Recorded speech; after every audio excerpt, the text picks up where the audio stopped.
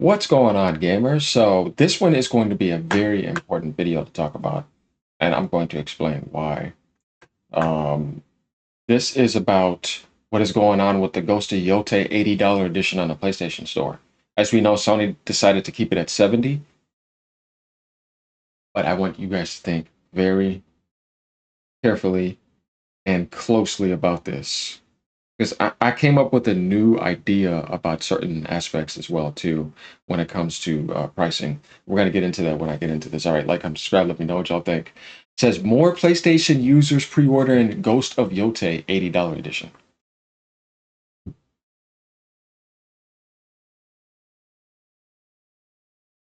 Now you know how there's a saying called "It takes two to tango," right? And you know how people rage at corporations a lot. Now think about what I just said by reading this right here. More PlayStation users pre-ordering Ghost of Yotei. They gave them the choice of saying, here's just the $70 and here's the 80. Do you really think that $80 edition is coming with any DLC or anything? Or they just wanted to do that?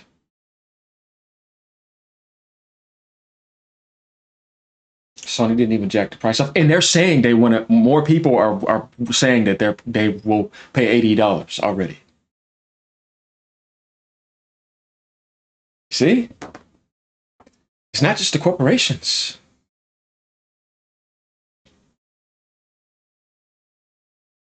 Here's my thing. I think you already have your $80 games. You've been having them. I've been telling people this, but nobody wanted to listen to me when I was covering the Nintendo aspect. But I was like, what are you talking about? It's been over there on Xbox. It's been over there on PlayStation. It's been over there on PC. Your $80 games, your digital deluxe, your ultimate edition, your season pass. You're then consistently trying to think of more ways to charge you consistently right after that.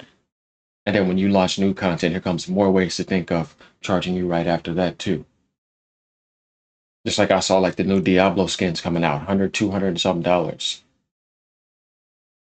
Milking the base when the game is not at its healthiest, when other competitors are around it now.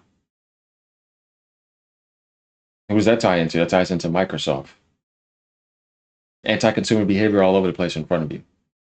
What happened to let me design a game that's so good that people want to play it, and if I want stuff like that, I would design it around in-game content and make it hard to get, not so easily accessible. But if you want to put that option to buy, I guess so. But make that an option. But make it earnable.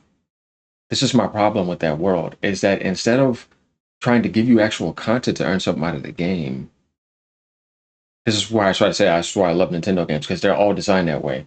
Instead of giving you content consistently 24/7 to last a while and for something you can earn out of the game, they think of ways of putting a price tag to where you can get it instantly, the instant gratification effect, which doesn't last very long. Definitely when you didn't earn it. It has more value that way. Definitely when you're teaming up with people, you're going against a challenge, you're pushing the boundaries, of that development and of your mind. You know what I mean? There's a sense of like a good feeling of knowing that you can do something that probably maybe 90, 95% of the gaming community can't do. 97, like, I mean, there always has to be that all the way up there for the hardcores down to the casuals, that balance. And that if you do, it should have been a rule. Like if I was running, I was like, if you do want to do those MTX, you have to also find a way for that to also be earnable in content. Because either way, there's still going to be people who just want to hit the buy button anyways. That way, you're taking care of your actual gamers and not just trying to make money. Mm-hmm. So we see this right here. $80 has been accepted. It's been going on. Definitely when you see Ubisoft with their gold editions, $120 a while ago. $100 editions. Like, it's been there. $80 is not anything new. I think some people are just a bit delusional, and I think it kind of shows that they're fanboys in a way, and hear me out right here, because it was right in front of them the whole time, but when another platform does it, why do you jump the gun on that platform when it's been in front of you for years? On the platform that you're playing on. And I've been telling people this, that I hate microtransactions because it gets in the way of actual gaming development. You see, because the whole time that you're focusing on microtransactions for years on these games, that could have been actual gaming development, actual optimization. You see what I mean? They keep finding more ways to focus on things that are non-gaming related, but somehow putting that in video games. And it's like, but no, if your game is good enough, it would sell so many copies, you wouldn't have to worry about microtransactions, and people would support and buy your expansion. That's when gaming is at its healthiest and best. Not all this other stuff. It just doesn't help.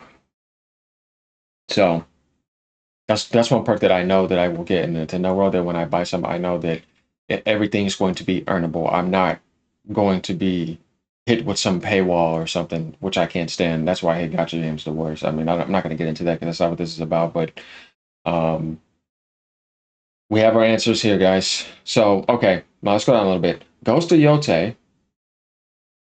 Oh wait, hold on. And video game price hikes are being hotly debated. We've noticed that the price of Ghost of YOTEI $80 edition is ahead of the standard version on the PlayStation Store pre-order charts.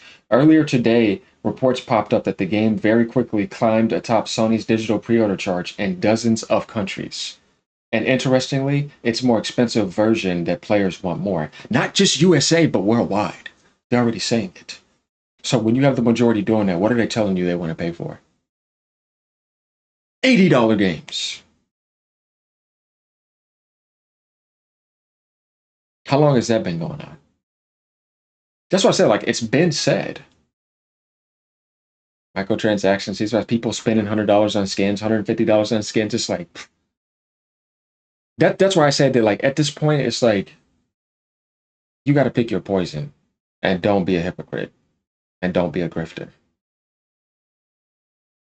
What that means is deceiving people to make money off of them, so that you can know what that means for people who keep misusing words. It annoys me when people use a word. I'm like, do you know what that word actually means? Swindling. I'm convincing you of something. It's not true.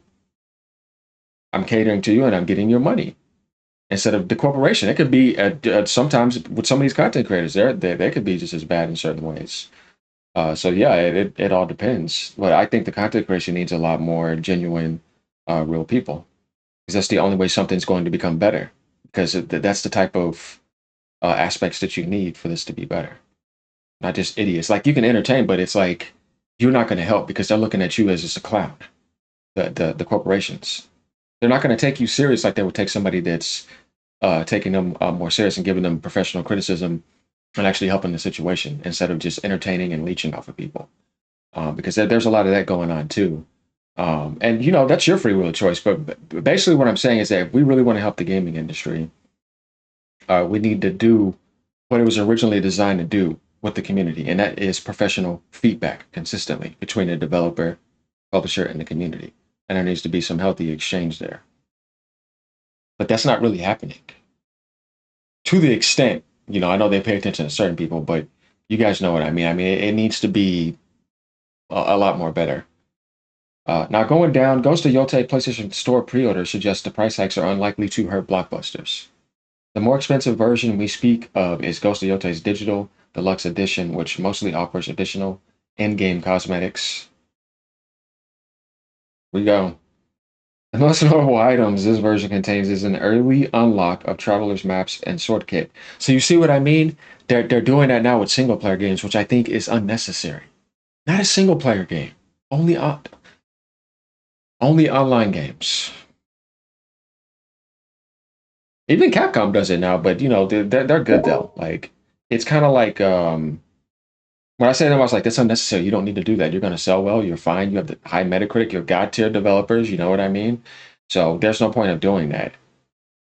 So yeah, the more expensive version we speak of is Ghost of YOTEI's Digital Deluxe Edition, which mostly offers a digital in-game cosmetics, additional in-game cosmetics. Cosmetics. Blah, blah. The most notable items this version contains the earlier unlock of a Traveler's Map and Sword Kit. Stupid, man. Yet more players seem happy to fork out an additional $10 for the Digital Deluxe Edition. I've checked the PlayStation Store charts in several countries, including the UK, US, Australia, Malaysia, and found that this was a common theme in pre-order charts across all these store fronts. I'm no analyst, but I'm seeing this pattern. makes me wonder if the AAA blockbusters will see any negative impact on sales stemming from price hikes. People are going to buy what they want to buy for the most part. There's always other options too later on. You can wait on a sale. Sony doesn't keep their games like that. That game will go on sale for $60 before the end of the year or something like that. Maybe 55. I mean, just wait. Sony hasn't announced a price increase for its games like Microsoft and Nintendo have yet, but eventually it's expected to follow suit. After all, the PlayStation maker was the first company to announce $70 games just this gen. Yeah. Because the budget of Ghost of Tsushima was decided around the $70 price tag.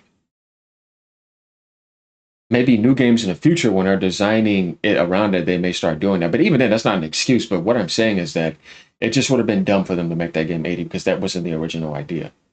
That's how you know that they all do things independently of what they want to do. And if they want to join in on the agenda at a certain time later on, they'll do it. EA just proved that to you, guys.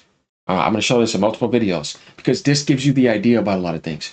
EA suggests it has no plans to raise game prices yet, despite others doing so. Is this a miracle, seeing EA say they're not going to raise prices, though they could with sports games? We have reflected no changes in our current strategy at this point, the company CFO says. You don't know what I like about this, though, is that he didn't say anything about tariffs, right? He didn't say anything about game development production costs, though they release games yearly a lot. He didn't say anything. He just said, we have reflected no changes in our current strategy at this point. So why is Microsoft raising their game prices? See? It's bullshit. Because they wanted to do it. The more you watch me, the more you're going to realize I'm telling you the truth. See? You ain't gonna see no fanboy shit. Now, I may like Nintendo more than the others, but I've stated my reasons for that. But if I own and support all, you see my high-end gaming PC I'm recording right here, and I showed you my Xbox Gamer Score, showed you my 56 PlayStation Platinums. I don't have my Switch one at the moment anymore because I traded that in towards the Switch 2 Mario Kart bundle with my Series X because I don't see a need to have it when I have a PC that's way better, and I can just do that here. What's the point? They just keep nuking it anyways, and I don't see a point of having it. So I'm going to get the Switch 2 without paying any money for it. Therefore, now I have the PlayStation and timed games that are on there. I have the Switch and its games that are only going to be there. And then I have PC with Xbox. That's the whole slate. But technically, you could do PC Switch 2, which is the new meta, because PlayStation games are coming to PC too. So, I mean, you may not get them day one, but they have a time limit no matter which one they announce pretty much. So the only one that's never going to bend the knee is Nintendo. So that's why I say that if you have a really good PC and you're patient, because there's so many good games anyways, and you get the Switch 2, well, then you have the best of both worlds. You have the winners. Everybody bent the knee to them. And Nintendo's not bending the knee to PC. Just a fact. So in that sense, that to me would seem like the new meta that I would tell people to get. Now, if you're only in the console world, well, then you do have to get all three because I wouldn't pass up Game Pass. But you could say that if I don't care about Game Pass, I don't care about a subservice, which the majority of the gaming industry doesn't. I'm just saying I wouldn't do that. So no, their games are coming to PlayStation, and I can play it on higher settings on the PS5 Pro. What do I need an Xbox for? I just need a PlayStation and a Switch. I was like, okay, I understand that. See, that's reasonable. Not being a fanboy saying, nah, man, you got to get like, no, bro. Let's see how they actually feel first. Don't convince them because you need to see how they actually organically work. So, and yeah, you may see some people say, yeah, I'll just take the Game Pass and be on there. Though that's going to be a very small percentage, but there has to be somebody on some side. That's just the way games work. You don't want one side completely empty. But you guys get what I mean? Like, I try to steer people into the most intelligent directions. So, yeah, it just depends. Like I said, if you have a PC, what do you need an Xbox for? It is pretty much synced with the PC now. You can play on higher settings with the Xbox controller, like the one I use right here that I love. Great color. Just came out last year. Got the playing charge on the back, of course. I mean, batteries to me are stupid. I obviously still have my regular PlayStation 5 controller. Like I said, I kept my Switch Pro controller because Nintendo said that it was going to be usable on the Switch too. So yeah, I'm like, okay. Um, even though I do like the new Switch 2 controller design, but it annoys me that that's not something that would be originally included with as a base controller. Or like you give me the option to buy the Pro controller aspect or the Joy Cons. I don't know, man. Like I just find it annoying that the accessory is something you got to buy separate for them to make more profit off of it. That's annoying to me. So I'm keeping that one. I love that controller. It has the best battery out of any controller ever on console. Guys, that battery lasts like 50 to 60 hours. It's crazy. Freaking love it. UHD rumble, amiibo support. I mean, it's built like the Xbox controller, but I like it. I like them both in different ways. I love the grip design of the Pro controller. It's really nice, but the new one is even better. So we'll see in the future if it ever goes on sale. But as of right now, I see no need. I'm gonna have to clean this later. So I'll be using this in a few weeks. But yeah, I'm just kind of talking with you guys. But yeah, let me know what you guys think about this aspect because this right here, once again, it proves that these companies are just greedy and they make up excuses. Definitely what I said about earlier, jacking up the prices when nobody has the tariffs in America. Like you don't know what it is. So why are you making up prices when nobody has the price? It's paused. All right, y'all. Peace out.